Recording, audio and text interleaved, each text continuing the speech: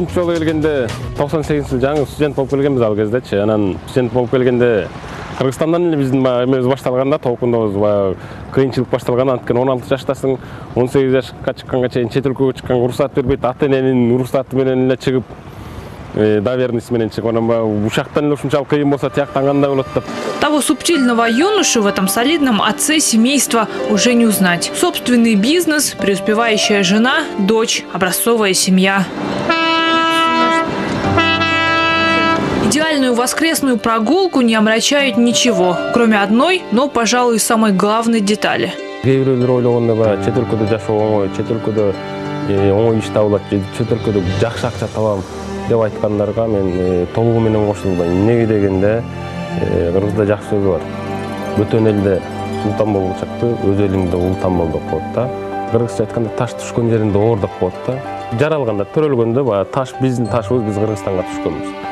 Ташты алып карасаңар, көтөрсөңөр асты чуңкур да. Ошол эле таштап келтирип Турстага, Россияга тастасаңар, ал ошол Кыргызстанда түшкөн жеринде баягы ойгон жериндегидей отуруп бербейт да. Канчалык деңгээлде, канчалык кыйын, канчалык жакшы жумушта иштеп, ушунчалык көп акча тапкан күнү да бар. Кыргызстандагы таш түшкөн жеринде оор деп коет. Кыргызстанга желбиреген кыргыз кызы базаба, көкөктү везири чубал тарыхты сураба.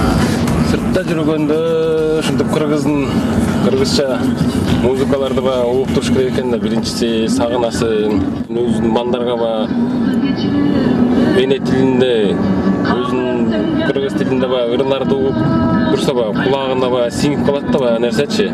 Деловые переговоры отца на девочку определенно наводят тоску. После пары неудачных попыток саботажа папа все же сдается.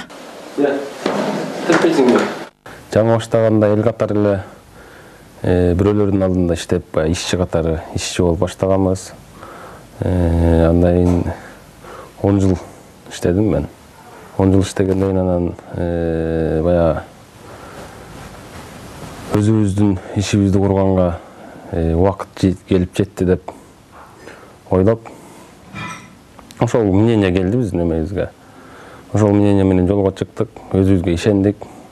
Ишенип андан 4 бала болуп фирмабызды курганбыз, Бишкекте стройхолдинг. Таких же предприимчивых, как он, турецкая столица притягивала и притягивает миллионы. Добиться задуманного удается лишь единицам. Жаңы башталганда эми азыркы заманда конкуренция деген, бизнес кылыш өтө кыйын, конкуренция бар. Бизди эч ким тааныбайт эле, биздин алып келген товарларыбызды көп киши билбейт эле. Анан ошону базар экономикасына, базардын ичине таратыш, ошол нерседе аябай кыйналдык. Финансы жагынан болсо, конечно, чөнтөгүбүздө акча жок болгон үчүн баягы эле тууган тушкандан, жора жолдоштон алып, анан ал жетпесе банктан алып.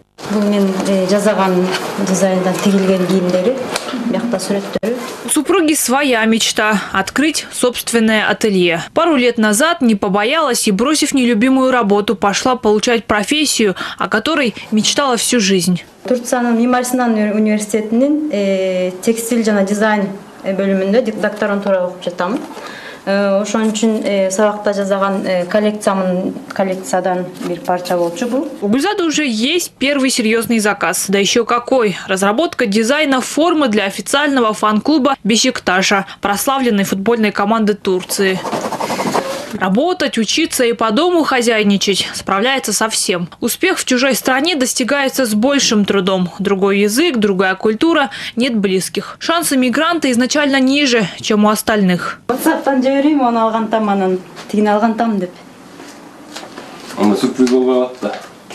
Сегодня Кубан улетает в очередную заграничную командировку. Собирать мужа в дорогу Гульзада не очень любит. Возможно, потому что уехать домой всей семьей Мусалеевы планируют почти каждый год. Но каждый год что-то складывается не так, и супруги переносят возвращение. В том, что это случится, не сомневаются оба. Вот только когда – неизвестно.